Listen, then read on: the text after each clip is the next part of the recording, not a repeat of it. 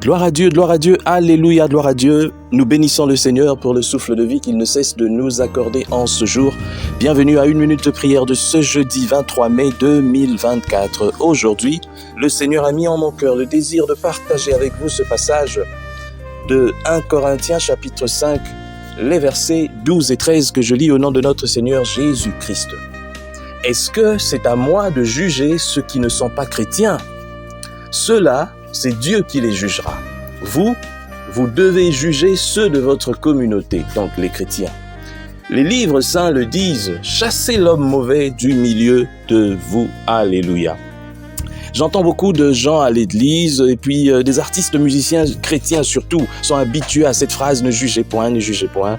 Tous ces gens-là qui se font appeler chrétiens mais qui vivent des vies débridées, des vies qui ne glorifient pas Dieu, aiment bien parler de ne jugez point, ne jugez point, ne jugez point.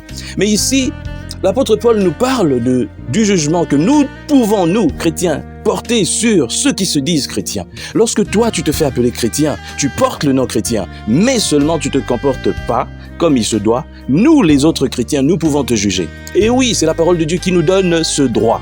Alors, il vaut mieux pour toi de mieux te comporter, non pas pour nous plaire, mais pour plaire à Dieu. Mais seulement, il y a un problème. Lorsque nous nous comportons en société, nous devons savoir que nous ne vivons pas seuls. Ne soyons pas une occasion des chutes pour les autres, pour que les autres puissent nous critiquer. Et beaucoup de chrétiens tombent dans ce piège. Ah non, moi je m'en fous, je vis ma vie comme je veux, je fais ce que je veux, et c'est celui qui veut croire à ce qu'il veut. Non, tu n'as plus le droit de parler ainsi lorsque tu es chrétien. Et ce qui est grave, il y a même des serviteurs de Dieu, soi-disant, qui disent des choses pareilles. Ah non, moi je fais les choses pour Dieu, moi je m'en fous. Tu ne peux pas t'en foutre. À cause de ton comportement, beaucoup peuvent aussi rejeter l'évangile. Et si on rejette l'évangile, quelle gloire en tires-tu? Ce n'est pas parce que tu es connu. Ah non, moi je suis déjà connu. Mais on s'en fout. Si tu es connu, c'est pas ça le plus important. Il y a des gens connus qui iront en enfer. Il y a des gens, j'ajoute encore, il y a des soi-disant serviteurs de Dieu connus plus que toi-même qui iront en enfer. Donc ne pense pas que le fait d'être connu, que toi tu sois je sais pas quoi, qui va t'ouvrir les portes du paradis. Si tu te comportes mal et que tu es en scandale à ceux-là qui n'ont pas encore reçu l'évangile, sache que tu es en train de bloquer le passage pour l'évangile.